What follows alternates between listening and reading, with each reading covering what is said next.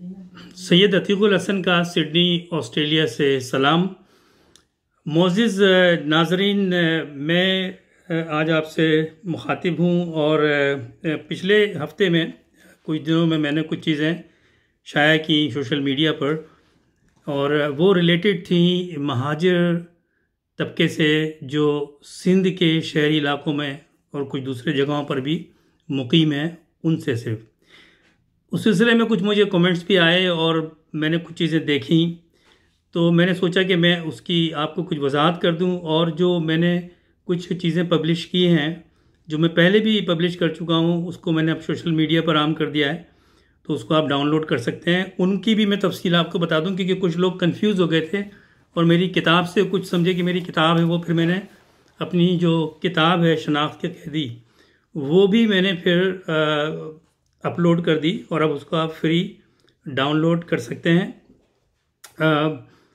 Social media पर उसका link दिया हुआ है, और ये तमाम डॉक्यूमेंट्स के जो लिंक हैं वो मैंने ट्रिब्यून इंटरनेशनल अखबार जो है हमारा इंग्लिश का, उसकी जो वेबसाइट है उस पर आप जाएंगे फ्रंट पेज पर, तो आप राइट हैंड पे देखें उनका एडवर्टाइजमेंट है, तो आप वहाँ से क्लिक करें और उनको डाउनलोड कर लें।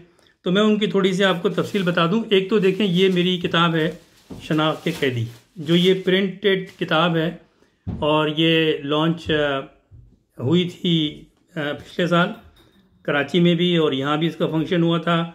और उसके बाद में फिर कुछ ऐसे हालात हुए, मैं बीमार हो गया, 2 साल में बीमार रहा, तो इसको मैं प्रमोट नहीं कर सका, लेकिन इसको अब मैं प्रमोट कर रहा हूँ। और ये किताब मैंने, ये बेसिकली एक डॉक्यूमेंट है जो आप कह सकते हैं कि एक शख्स की एक कहानी है जो महाजिर तबके से ताल्लुक़ रखता है, और उसको एज एन एग्ज़ाम्पल पेश किया गया है कि सिंध में महाजिरों के साथ क्या हो रहा है। अब उस पर कई सवाल हैं, और उसमें मैंने फिर जो वाक़यात बयान किए हैं, आपको उसमें कोई रेफरेंसेस नहीं मिलेंगे, क्योंकि ज़्यादातर जो चीज़ें हैं वो हैं जिसका मैं शाहिद हूँ, मुझे उसका मेरे साथ एक्सपीरियंस हुआ है, मेरे साथ वो वाक़यात हुए हैं वो हैं। और कुछ वाक़यात जो मैंने अपनी तालिब इल्मी के ज़माने से, यानी कि 1972 जब मैंने मैट्रिक पास किया था उस वक्त से, और फिर जब तक मैं पाकिस्तान में रहा और पाकिस्तान को क्लोज से देखता रहा, उस वक्त तक उसके जो वाक़यात मैंने देखे मेरे सामने थे, जो पॉलिटिकल इवेंट्स हुए, जो रेशल इवेंट्स हुए, वहाँ पर जो राइट्स हुई और सिंधी महाजिर के झगड़े हुए, वो सारी चीज़ें इसमें कलमबंद की हैं। तो ये हक़ाइक़ पर मबनी एक दस्तावेज़ है, और इस किताब को मेरा लिखने का मकसद ये था कि उन नई नौजवान को, चाहे वो किसी भी तबके से हो पाकिस्तान के, उनको पता चले कि आखिर ये मसला है क्या। क्योंकि बहुत से लोग ये सवाल करते हैं आम तौर पर, और बहुत आसान है ये सवाल करना है कि भाई ये महाजिर बने हुए अभी तक, ये पाकिस्तानी क्यों नहीं कहलाते अपने आप को। तो ये चीज़ें मैं बार बार पिछले कई अरसे से मैं बार बार ये बातें लिख भी चुका हूँ, बोल भी चुका हूँ, और बार बार हमें करनी भी पड़ती है और पड़ेगी, क्योंकि जिन लोगों का इस तबके से ताल्लुक़ नहीं है वो इसको ना इसकी इस्तिलाह समझते हैं और ना उसको उस एतबार से लेते हैं, और ना फिर वो बात पढ़ते हैं, सुनते हैं जो कही जा रही है दलाइल के साथ, या तो दलाइल की बात हो, और समझने की कोशिश नहीं करते, क्योंकि उनका खुद उस तबके से ताल्लुक़ नहीं है।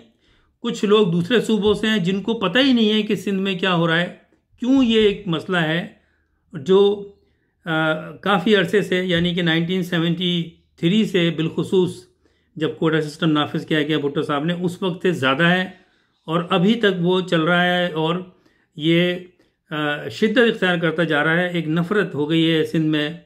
तो ये उसके ऊपर ज़रूरी ये है कि जो लोग नहीं समझते,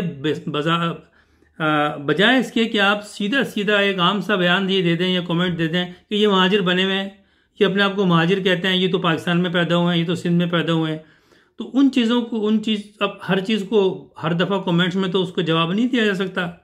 लेकिन मैंने तो किताब लिखी है, मैंने एक 37 पेज का डॉक्यूमेंट जो मैंने काफ़ी पहले पब्लिश किया था उसको दोबारा फिर मैंने किया। एक ये है, ये एक डॉक्यूमेंट है जो 37 पेजेस का है। इसमें मैंने सोल्यूशन भी दिया है और इसमें मसला भी बताया है। ये इंग्लिश में भी है और उर्दू में भी है, और ये मैंने सोशल मीडिया पर भी डाल दिया है और ट्रिब्यून इंटरनेशनल की वेबसाइट पर भी मौजूद है, आप उसको डाउनलोड कर सकते हैं। द राइट्स ऑफ महाजिर इन सिंध पाकिस्तान। तो जब ये महाजिर के इशू की बात करते हैं तो ये सिंध के हवाले से बात की जाती है, पंजाब के हवाले से, ये बलूचिस्तान में, सरहद से नहीं, क्योंकि मसला वही है। इस जो इंग्लिश का है द राइट्स ऑफ महाजिर इन सिंध पाकिस्तान, उसका उर्दू में मैंने तर्जुमा किया है दास्तान महाजिर, एक गैर तस्लीम शुदा हकीकत। तो ये तर्जुमा है, लेकिन बिल्कुल वर्ड बाय वर्ड तर्जुमा नहीं है, लेकिन इसको मैंने उर्दू ज़बान के हिसाब से लिखा है, क्योंकि आप एग्जैक्टली तर्जुमा नहीं कर सकते। तो ये 2 डॉक्यूमेंट हैं जो आप बजाय इसके कि आप जाकर एक गैर मंतकी, एक बगैर किसी सबूत के, बगैर किसी शवाहिद के आप ऐसी बात करते हैं जो तासुब की बात लगे। अब सवाल ये है, कुछ चीज़ें मैं आज क्लियर करना चाहता हूँ कि देखें, मैं ये बार बार कह चुका हूँ और जब भी मैंने वीडियो मैसेज भी दिया तो ये कहा है कि मेरा मकसद इसका ये है, और हम ये चाहते हैं कि पाकिस्तान में तमाम तबकों को बराबरी के साथ ट्रीट किया जाए। पाकिस्तान में जो तासुब है, पाकिस्तान में जो नाइंसाफ़ी है, उसको ख़त्म किया जाए। पाकिस्तान में पाकिस्तान की बुनियाद पे मेरिट सिस्टम नाफिज किया जाए, किसी के अगेंस्ट नहीं है।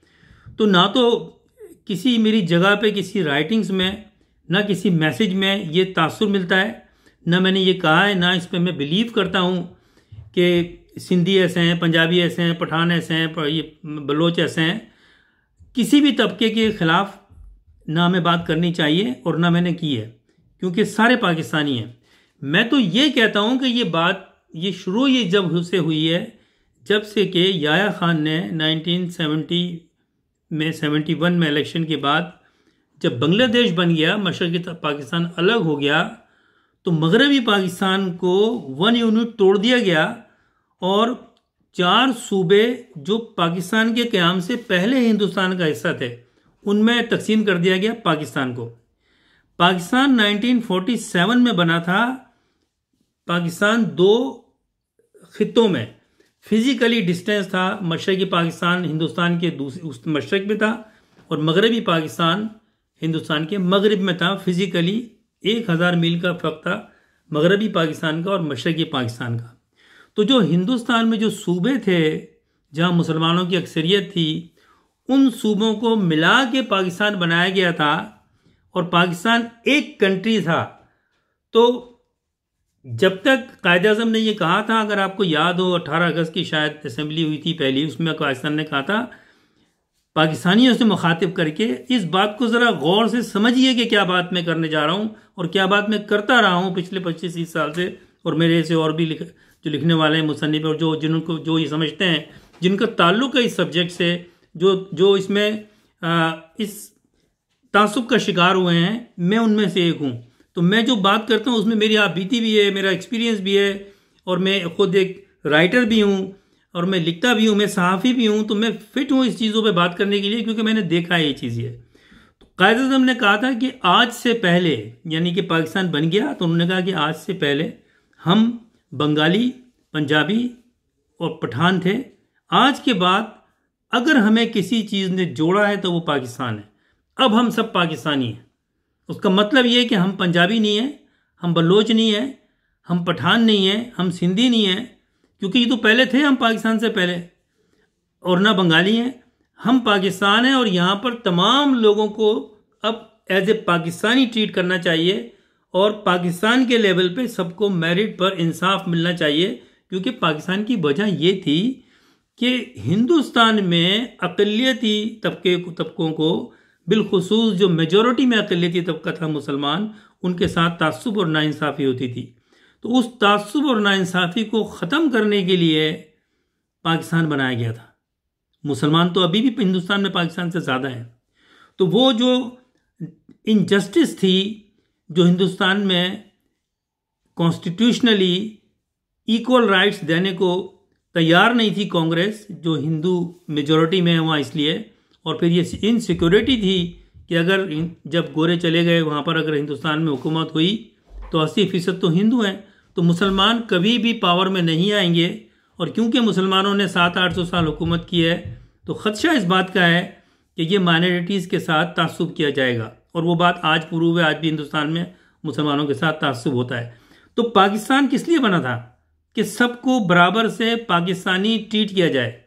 फिर जुल्म ये हुआ कि 1971 में याया खान ने, जब उसने चार्ज लिया अयूब खान से, तो भुट्टो साहब की इन्फ्लुएंस करके, क्योंकि भुट्टो साहब मगरबी पाकिस्तान से 81 सीटें लेके मेजॉरिटी में थे और मशरक़ी पाकिस्तान अलग हो गया, आज का टॉपिक नहीं है वो। फिर क्योंकि उनकी मेजॉरिटी थी 160 सीटें उनको हुकूमत नहीं दी गई, वो अलग हो गया, तो बंगाली अलग हो गए और फिर एक तफरकेबाजी हो गई और हमने जुल्म यह किया कि पाकिस्तान को फिर दोबारा उन्हीं 4 सूबों में तकसीम कर दिया जो पाकिस्तान से पहले थे। तो नज़रिया पाकिस्तान तो उसी वक्त ख़त्म कर दिया आपने, क्योंकि नज़रिया पाकिस्तान ये है कि हम पाकिस्तानी हैं। तो अब सवाल ये है कि जब आपने 4 सूबों में तकसीम कर दिया जो पाकिस्तान से पहले थे, पंजाबी, सिंधी, पठान और बलोचिस्तान भी बाद में पाकिस्तान में शामिल हुआ, तो फिर उनका क्या होगा जो कि आए पाकिस्तान में थे और लाखों में थे। उस वक्त 30 लाख से ज़्यादा थे लोग हिंदुस्तानी मुसलमान जो मगरबी पाकिस्तान और मशरक़ी पाकिस्तान में चले गए थे। जो मशरक़ी पाकिस्तान में चले गए थे, जो उससे करीब इलाके थे, खास करके जो मशरक़ी पाकिस्तान के जो मशरक़ी बंगाल के जो बंगाली मुसलमान थे वो मशरक़ी बंगाल में चले गए थे, मगरबी बंगाल के जो थे, और वो मशरक़ी पाकिस्तान बन गया। और यहाँ पर पंजाब, मशरक़ी पंजाब से जो मुसलमान थे और उसके करीबी सूबों से, वो पंजाब में चले गए। अब पंजाब में क्योंकि ज़बान एक ही थी, लिबास एक ही था, तबका एक ही था, वो वहाँ मर्ज हो गए। वहाँ पर कोई कोटा सिस्टम नाफिज नहीं किया गया नस्ली बुनियादों पे, और वो कोई मसला भी पेश नहीं आया क्योंकि सकाफ़त, कल्चर, ज़बान, रहन सहन, तारीख एक ही थी। तो वहाँ महाजिर और मुकामी लोगों का वो तफरीक नहीं हुई, जो अच्छी बात थी। तो आज हमारे कई रिश्तेदार हैं जो लाहौर में रहते हैं, पंजाब चले गए थे वो लोग हिजरत करके हिंदुस्तान से, और जब उनसे हम मिलने में गया, बहुत पुरानी बात है 30-35 साल पहले, तो वो सब घर में पंजाबी बोल रहे थे, हमसे भी टूटी फूटी उर्दू। तो वहाँ पर बिल्कुल वो सम हो गए थे क्योंकि वो ज़रूरत थी, ये ज़रूरत है ज़बान जो है। लेकिन जो सिंध में 20 लाख से ज़्यादा लोग हिंदुस्तान से आए थे, इस बात को समझिए, वो आए थे पाकिस्तान में, वो सिंध में नहीं आए थे, वो ना वो पंजाब में आए थे। पाकिस्तान लेकर आएंगे पाकिस्तान की उन्होंने जद्दोजहद चलाई थी हिंदुस्तान के मुस्लिम माइनॉरिटी इलाकों में। सड़कों पर जो पाकिस्तान की तहरीक चली वो इन इलाकों में नहीं चली, सिंध, बलोचिस्तान, पंजाब और जो आज खैबर पख्तूनख्वा है, यहाँ नहीं चली रोडों पे तहरीक। रोडों पे चली थी तहरीक जहाँ पर मुसलमान माइनॉरिटी में थे, यानी कि यूपी में, सीपी में, बिहार में, बंगाल में, हैदराबाद, दक्कन में, राजस्थान में और बहुत से इलाके, भावल, क्या इसका मेरे नाम जहन में नहीं आ रहा, और भी बाहर बहुत सारे रियासतें थीं जहाँ पर मुसलमानों ने पाकिस्तान की तहरीक चलाई, सड़कों पे लेकर रहेंगे पाकिस्तान, और पाकिस्तान ले लिया। जब पाकिस्तान ले लिया तो उन लोगों ने मेजॉरिटी में जिन्होंने तहरीकें चलाई थी, वो जिस तरह भी मुमकिन हुआ वो सब छोड़ छाड़ के आ गए। अब और कहाँ आ गए? जिसको जहाँ सहूलत मिली।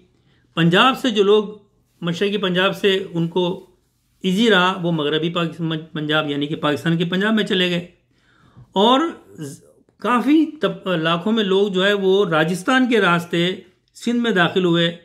हमारे पेरेंट्स भी, मेरे दादा भी आए थे यहीं से, अजमेर से उन्होंने हिजरत की। अजमेर में वो पुलिस डिपार्टमेंट में काम करते थे, छोड़ छाड़ के सब चीज़ें वो आ गए, सारी चीज़ें। तो एक बात ये समझिए कि जो महाजिर हैं वो हिंदुस्तान में सदियों से रह रहे थे। मेरे आबा अजदाद जो हैं वो 1600 सदी में हिंदुस्तान आए थे, उज़्बेकिस्तान से, समरकंद, बुखारा से। 400 साल हिंदुस्तान में रहे तो क्या 400 साल हम भूखे नंगे रहते थे वहाँ महाजिर?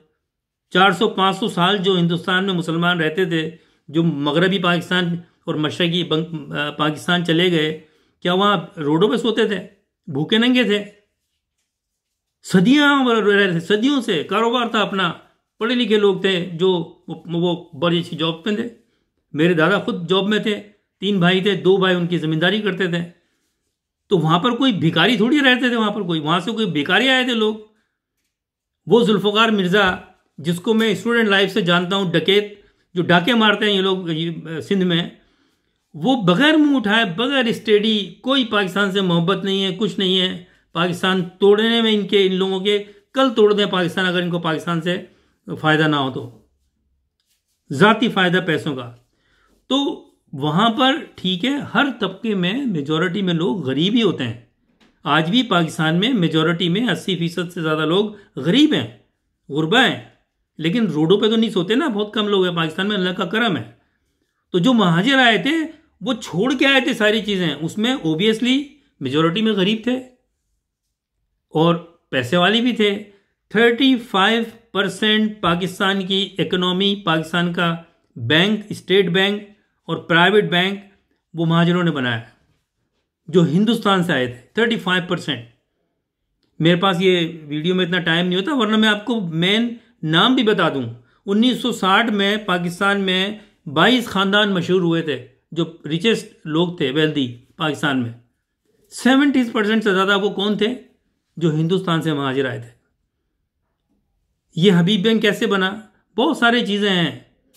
और 35% से ज़्यादा लोग गवर्नमेंट जॉब्स में जाके उन्होंने ब्यूरोक्रेसी संभाली, पाकिस्तान की सरकार बनाई, डिफरेंट डिपार्टमेंट्स को इस्टेब्लिश किया। कौन थे वो लोग? वो मुकामी लोग थे सिंध के। ये तो पढ़े लिखे भी नहीं थे इतने, और इसमें कोई बुराई नहीं है। जब ये बात की जाती है तो हम ना, मैं क्योंकि मैं सिंध में पैदा हुआ हूँ, मुझे सिंध से मोहब्बत है, लेकिन मैं पाकिस्तानी हूँ, मैं पाकिस्तान पे बिलीव करता हूँ। हमारे आबा अजदाद पाकिस्तान पे बिलीव करते थे, सूबों से बिलीव नहीं करते थे हम लोग। तो हम ये कहते हैं कि भाई, और ये कोई तासुब की बात भी नहीं है। तासुब के खिलाफ आवाज़ उठाना तासुब नहीं होता है कि आपने उठाकर रिमार्क कर दिया ये महाजिर बने। अरे भाई, महाजिर अब एक तारीख शुरू हुई है पाकिस्तान के साथ। जैसे कि हिंदुस्तान था पहले, सब हिंदुस्तानी थे, तो पाकिस्तानी बन गए हम लोग।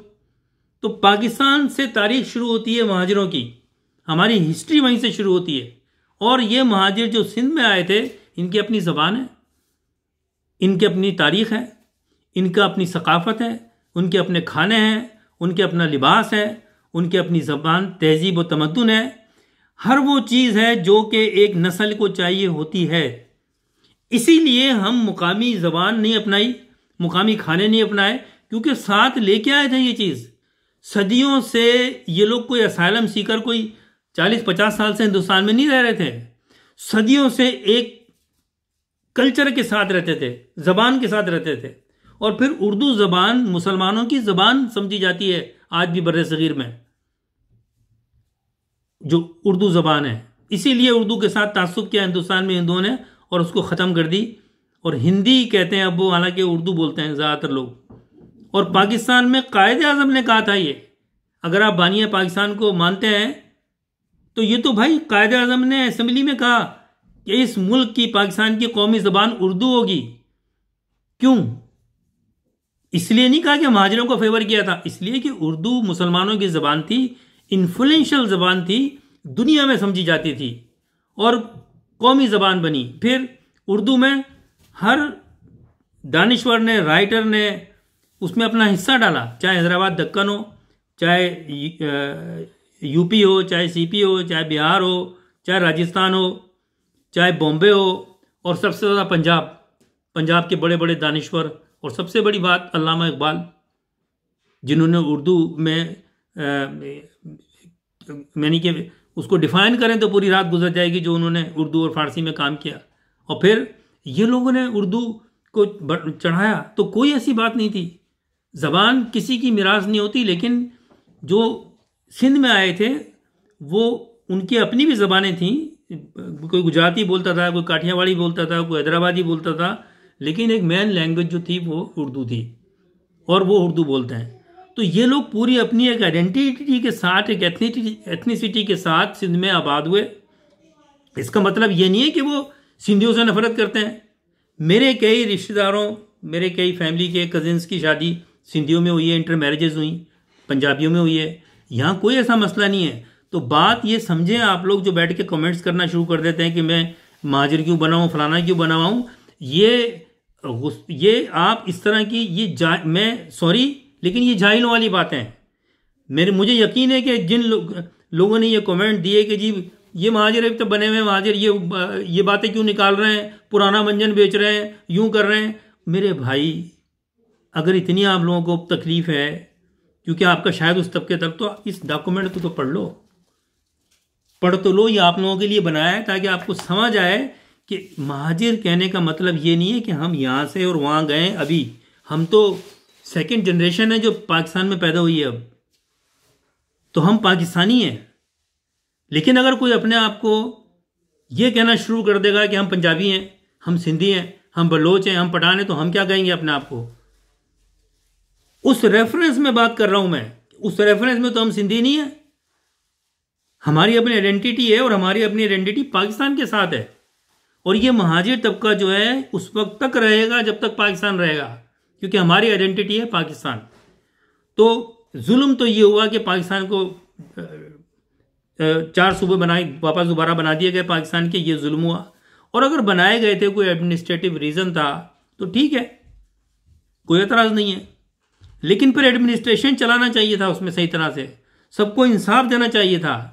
इस पर कोई बात नहीं करता है। जब मैं ये बात करता हूं तो लॉजिक से मुझे प्रूव करें कि कोटा सिस्टम सही है शरई तौर पे या पाकिस्तान के कानून में। किसी ने उस पर कोई बात नहीं उठाई, पूरा पंजाब उस पर खामोश रहा, आज भी खामोश हैं।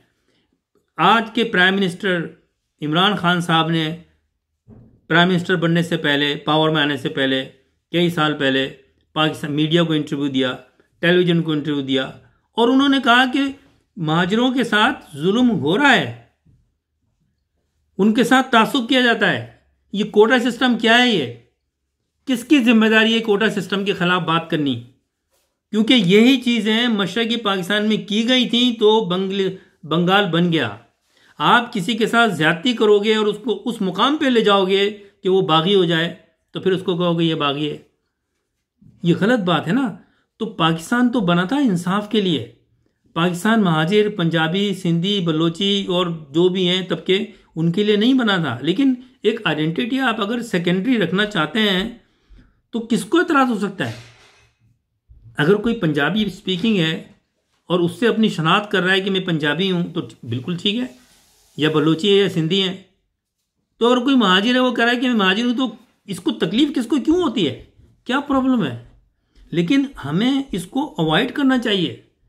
हमें सिंधी, पंजाबी, बलोची, पठान या महाजिर बन के नहीं सोचना चाहिए। लेकिन अगर आप ऐसे एडमिनिस्ट्रेटिव चीज़ें लेकर आएंगे, आप सिंध को तकसीम करेंगे, और जो भुट्टो साहब ने 1973 में तकसीम किया सिंध को शहरी और दही की बुनियाद पर, पंजाब में नहीं किया, तो तफरीक महाजिरों ने किया या सिंधी अवाम ने किया। कोटा सिस्टम बनाकर आप कितने लोगों ने मुझे ईमानदारी से बताया जो महाजिर नहीं है, उन्होंने कोटा सिस्टम की स्टडी की है? और फिर कितने लोग ऐसे हैं जिन्होंने कहा है कि वाकई ये गलत है? ये जब सब पाकिस्तानी है तो ये क्या है का शहरी रहा। और हैदराबाद, कराची, सक्कर ज़्यादा आबादी है सिंध की, उसका कोटा कम रखा हुआ है नौकरियों में, प्रोफेशनल उसमें कम रखा हुआ है, पंजाब में नहीं है, लिहाजा पंजाब में कोई प्रॉब्लम नहीं है। तो ये चीज़ें रहेंगी तो तासुब, ये डिवीज़न रहेगी। और दूसरी बात यह है कि ये बात समझ लें कि महाजिर जब अपने आप को महाजिर कहते हैं तो उसका मतलब हरगिज़ नहीं है कि वो पाकिस्तानी नहीं है। महाजिरों से बड़ा तो पाकिस्तानी कोई है ही नहीं, क्योंकि पाकिस्तान, महाजिरों की तो तारीख शुरू होती है पाकिस्तान से। वरना हमारे तो बहुत सारे दूर परे के कोई रिलेटिव वगैरह हिंदुस्तान में हैं, तो वो तो मुसलमान हैं। तो हम मुसलमान हैं या पाकिस्तानी हैं? और अगर फिर लोग अपनी सूबाई शनाख्त शुरू कर देंगे तो महाजिरों को तो जो सिंध में आए थे उनका तो कोई सूबा नहीं है। तो अगर आप सूबाइयत परस्ती करेंगे तो फिर हमें भी सूबे की जरूरत पड़ेगी ना। तो या तो आप महाजिरों को अलग सूबा दे दें, महाजिरों को क्लेम नहीं दिए गए, ज़मीनें छोड़ के आए थे उनको क्लेम नहीं दिए गए। यहाँ से जो हिंदू सिंध से गए थे शहरों से, उनमें सारे सिंधियों ने जो मुकामी थे उन्होंने कब्जे किए में, कुछ लोगों ने लिए, महाजिरों ने भी मिले, कुछ लोगों को, सबको नहीं मिले। क्यों नहीं मिले? फिर आप देख लें, हर रोज़ आप देखते हैं, ये इमरान खान साहब ने भी अपने जलसों में कहा इलेक्शन कैंपेन में कराची में कि महाजिर सबसे ज़्यादा पढ़ी लिखी कौम है। इसमें किसी को ये कोई तासुब की वजह से बात नहीं हो रही है, क्योंकि उनका एक तरीक़ाकार, उनका रहन सहन, उनकी तहजीब, उनका कल्चर ही यही है। क्योंकि महाजिर माइग्रेटेड तबका है। यहाँ पर हम लोग आए, ऑस्ट्रेलिया में मैं हूँ, हम लोग माइग्रेशन लेकर आए, हमने कितनी मेहनत की, जितने माइग्रेट लोग हैं, और सब सेटल्ड है। ऑस्ट्रेलियन से ज़्यादा सेटल्ड जो गोरे हैं उनसे ज़्यादा सेटल है। माइग्रेटेड लोग जो होते हैं वो हार्ड वर्क करते हैं और सेट करते हैं माशी तौर पे अपने आप को। तो सिंध के शहरों को किसने खड़ा किया? किसने सिंध की माईशत को सहारा दिया? किसने? सिंध के हर छोटे बड़े कस्बे शहर में चले जाएं, बाजार जो हैं, कारोबार जो हैं, वो किसके हाथ में था? किसने बनाया बाजार? शाही बाजार हैदराबाद का किसने बनाया? 90% महाजरों की दुकानें थीं। कराची को लाइटों का शहर किसने बनाया? ये तो 70 के बाद 80 के बाद आना शुरू है दूसरे सूबों से। आज कराची एक मल्टी कल्चरल सिटी है, वहाँ पंजाबी भी हैं, पठान भी हैं, महाजिर भी हैं, सिंधी भी हैं, बहुत इलाके मल्टी कल्चरल सिटी है। तो किसी को प्रॉब्लम नहीं है। फिर खुद जो महाजिर तबके से ताल्लुक़ रखते हैं पॉलिटिशियन, उन्होंने भी महाजिरों को इस्तेमाल किया है उनके इश्यूज़ के ऊपर, जिसमें से सबसे बड़ा कसूरवार अल्ताफ़ हुसैन खुद है, जिसने महाजिरों के मसले उठाए जो जेन्युइन थे कोटा सिस्टम को ख़त्म करने के लिए, और उसके बाद में बात शुरू कर दी लिसानियत पे, सूबाइयत पे, तासुब पर, डिवीज़न पर, और पीपल्स पार्टी के साथ मिलकर काम किया गया ये। और मैंने एक आर्टिकल लिखा था कि जब तक MQM कायम रहेगी उस वक्त तक पीपल्स पार्टी गवर्नमेंट हुकूमत करती रहेगी सिंध पर। यह सिनारियो बना दिया गया है सियासत में।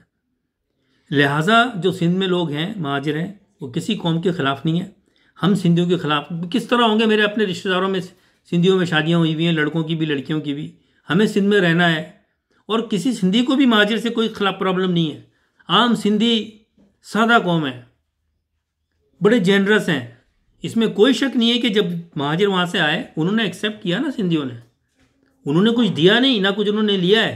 महाजिरों ने किसी से छीना नहीं है, कोई डाके नहीं मारे हैं महाजिरों ने, खुद मेहनत की है, खुद बनाए। लेकिन सिंधियों ने उनको एक्सेप्ट किया है, ये माननी पड़ेगी बात ये। और सिंधी महाजिर में कोई प्रॉब्लम नहीं है। सिंधियों में जो खूबियाँ हैं वो महाजिरों में नहीं है, और जो महाजिरों में खूबियाँ हैं वो सिंधियों में नहीं है। तो ये दो बड़ी एक इकाइयाँ हैं सिंध की जो मिलके रहेंगी, अगर रहें और रहना चाहती हैं। ये कुछ पॉलिटिशियन इंतहा पसंद हैं, जिसमें पाकिस्तान पीपल्स पार्टी सरे फहरिस्त है, जिस पर पंजाब खामोश रहा। जुल्फ़िकार अली भुट्टो ने जो तबाह किया है पाकिस्तान को वो ये कि उसने 71 में जो इलेक्शन के बाद जो नारे लगाए और इलेक्शन के दौरान रोटी कपड़ा और मकान की, पंजाब में रोटी कपड़ा और मकान की बुनियाद पे गरीब पंजाबियों के वोट लिए, ना रोटी दिया, ना कपड़ा दिया, ना मकान दिया। और सिंध में सबसे पहले ज़बान का कार्ड खेला गया। किसी को प्रॉब्लम नहीं था, ना सिंधी को ना महाजिर को, कि वहाँ सिंधी क्यों बोले। और किसी के कहने से कोई तबका नस्ल थोड़ी बनती है, कुदरती बनती है वो। और किसी सिंधी को प्रॉब्लम नहीं था, किसी उर्दू बोलने वाले या महाजिर को प्रॉब्लम नहीं था। ये भुट्टो साहब ने इंतहा पसंद सिंधी वडेरे पीपल्स पार्टी में जानबूझकर लेकर आए, जिन्होंने इसको शुरू किया। सिंध असेंबली में करारदाद पाश की कि सिंधी सरकारी ज़बान होगी, इश्तिहाल दिलाया, क्योंकि उर्दू एक कौमी ज़बान है, उसका इन्फ्लुएंस है। आप अगर एक बड़ी ज़बान बोलने वाले को, जो कि दुनिया में बोली जाती है, उनकी मादरी ज़बान है, उसको कहेंगे तुम नहीं उर्दू नहीं बोलो, सिंधी बोलो। ऐसा ही है कि आप पंजाब में कहोगे कोई भी पंजाबी नहीं बोलेगा, उर्दू बोलेगा। कैसे हो सकता है ये? तो ये मसला सिंधी महाजिर का नहीं है, सिंधियों को भी उतना, बल्कि सिंधियों को सिंधी लीडरान ने सबसे ज़्यादा इस्तेहसाल उनको किया गया है। कोटा सिस्टम के नाम पे सिंधी वडेरों ने, सिंधी पॉलिटिशियंस ने बजट रखे और अपने वोटर्स वोट के नाम पे उनको दिए इंसेंटिव्स। आज सिंध में देख लें क्या हालात हैं। कोटा सिस्टम नाफिज करने से तो सिंध में तरक्की होनी चाहिए थी, कॉम्पिटेंट ऑफिसर आने चाहिए थे।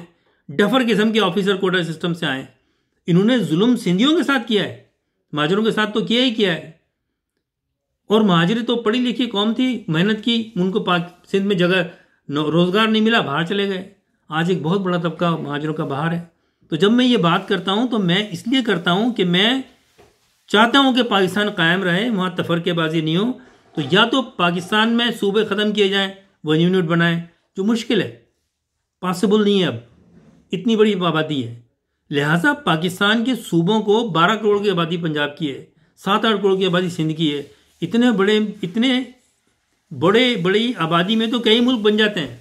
अब ज़रूरत इस बात की है, इस गवर्नमेंट को भी, इस्टेब्लिशमेंट को भी और जो भी मुल्क चला रहा है उसको कि पाकिस्तान का रिफॉर्म होना चाहिए, यहाँ बहुत सारे सूबे बनने चाहिए। पंजाब को, सिंध की आबादी बहुत बड़ी है, यहाँ प्रॉब्लम एडमिनिस्ट्रेशन का है, यहाँ प्रॉब्लम इनजस्टिस का है, यहाँ प्रॉब्लम नाइंसाफियों का है, यहाँ प्रॉब्लम, और इसी चीज़ों की वजह से तासुब जन्म ले रहा है, जिस पर कि मैं बात करता रहता हूँ। तो मैं आपसे ये गुजारिश करता हूँ कि आप लोग इसको पढ़ा करें, जो मैं कह रहा हूँ, मेरी वीडियो को देखा करें। इससे बगैर कि आप लोग, मेरी एक जेन्युइन बात पर मैं बात कर रहा हूँ पाकिस्तान की खातिर, और आप उसको तासुब की हवा दे रहे हैं। आप कह रहे हैं कि सिंधी यूँ हैं, महाजिर यूँ हैं, महाजिर यूँ हैं, ये खालियात आए थे। फिर सिंध के इंतहा पसंद वडेरे जो असेंबलियों में बैठे हुए हैं सिंध की, तासुब तो उन्होंने शुरू किया है। उस पर कैसे पंजाब खामोश है? बात करनी चाहिए। सिंध में कोटा सिस्टम फौरी तौर पर ख़त्म करके, जिससे ना सिंधियों को फ़ायदा है, ना महाजिरों को फ़ायदा है। और अब तो सिंध में खाली सिंधी बोलने वाले, उर्दू बोलने वाले नहीं हैं। सिंध में बहुत बड़ी तादाद पंजाबी बोलने वालों की है, लाखों में, और लाखों में ही पठान पश्तो बोलने वालों की है, और सराइकी बोलने वालों की है। तो ये ज़बानी बुनियाद पर ये ख़त्म करके कई सूबे बनने की ज़रूरत है। मैंने इस डॉक्यूमेंट में तजवीज़ पेश की है कि सिंध को 3 सूबों में कम से कम तकसीम करना चाहिए, ताकि एडमिनिस्ट्रेटिवली कंट्रोल किया जाए, और नीचे लेवल पे, कॉमन लेवल के ऊपर सबको इंसाफ के साथ मेरिट सिस्टम नाफिज करके नौकरियों में, आला तालीम में, सेहत में, एजुकेशन में सबको बराबरी से ट्रीट करना चाहिए। ये डिमांड है, यही डिमांड है पाकिस्तानियों की, कि इंसाफ की बात करें आप, ख़त्म करें ये तासुब के सिस्टम। ये कौन सी गलत बात है? महाजरों ने क्या कभी कहा कि जी हमारा कोटा रखो सबसे ज़्यादा? कभी कहा है? मुझसे कभी सुना आपने मैंने कहा कि महाजरों का कोटा सिस्टम नाफिज करो? नहीं, हम कहते हैं ख़त्म करो, जो भी मेरिट पे आना चाहे। सिंध तो अब मल्टीकल्चरल सूबा है, आप मेरिट सिस्टम रखें पूरे पाकिस्तान में। अगर एक डॉक्टर पढ़ के, एक डॉक्टरी करके, डिग्री लेके निकलता है, एक इंजीनियर, उसके लिए पूरे पाकिस्तान में आज़ादी होनी चाहिए जहाँ उसको जॉब मिले। वो अप्लाई करे, मेरिट में जाए, मुकाबले का इम्तहान पास करे। इसी तरह से जो CSS ऑफिसर्स होते हैं, आप उसको शफाफ बनाएं। इमरान खान साहब आपकी जस्टिस पार्टी है, आप ये काम करें। कभी ख़त्म नहीं होगा पाकिस्तान से तासुब, और ये बढ़ेगी फ़ज़ा, और ना महाजिर ख़त्म होंगे कभी भी। और अगर ये इसको ज़्यादा बढ़ गया, क्योंकि ये सूबे इसीलिए बनाए थे कि इन्होंने नज़रिया पाकिस्तान ख़त्म करें, और फिर वही बातें शुरू कर दें। ये वडेरों ने, जागीरदारों ने, लैंडलॉर्ड्स ने, कबायलियों, सरदारों को तो फ़ायदा है इन सूबों से। जागीरदारों को, आम आवाम को क्या फ़ायदा है? बजट तो ये खा जाते हैं। तो इनको छोटे छोटे सूबों में तकसीम किया जाए, और फिर नीचे लेवल पे, इजला लेवल पे, बल्कि जो बड़े बड़े कई इजलाओं को मर्ज करके, जो मैंने इस डॉक्यूमेंट में सिंध का मैंने बात की, क्योंकि मैं सिंध का मुकदमा लड़ रहा हूँ, तो मैंने कहा है कि इसको 3 सूबों में, बल्कि मैंने बताया कि आराम से हो सकते हैं। एग्जिस्टिंग जो 18 ज़िले हैं, इजला हैं सिंध के, उनको मर्ज करके आप 3 सूबे बना दें। और ये सूबे मैं इसलिए नहीं कह रहा हूँ कि महाजिरों का अलग सूबा और सिंध का अलग, सिंधियों का अलग सूबा, नहीं। एडमिनिस्ट्रेटिवली करें, और फिर सब में मेरिट कर दें आप, और सबको बजट दें आप नीचे लेवल पे, ताकि आम लोगों को तो मिले। यहाँ तो फेडरल गवर्नमेंट से बजट लेके खाया जाता है, और वो जाता है वडेरों के, जो पॉलिटिशियन भी बने हुए हैं असेंबली में, उनकी जेबों में। अरबों पति सिंध के MNA बने हुए हैं, MPA अरबों पति हैं, जो उन्होंने पैसा बाहर भेज दिया है। और सबको पता है, ये बातें तो होती रहती हैं, लेकिन अमल क्या हो रहा है? तो यही मेरा है।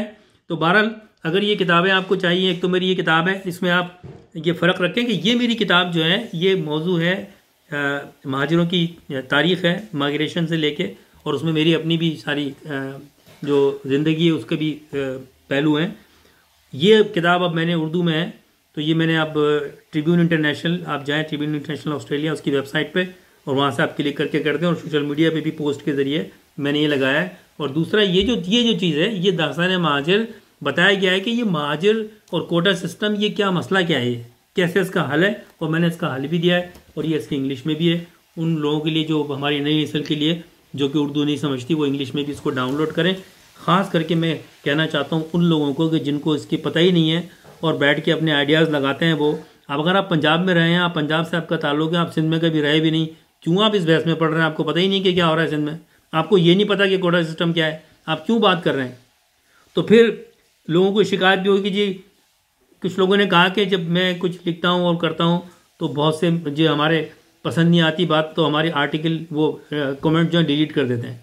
अगर कोई एक टॉपिक के ऊपर मैंने एक आर्टिकल लिखा है तो आप उस टॉपिक के ऊपर अगर दलाइल के साथ आप रिमार्क कमेंट्स दें तो मेरी मदद हो सकती है, मेरी तस्हीह कर दें। आप मेरी चीज़ों को आप गलत कहें कि नहीं जी ये देखें जी ये सबूत है, ये है, इस तरह नहीं है, इस तरह है।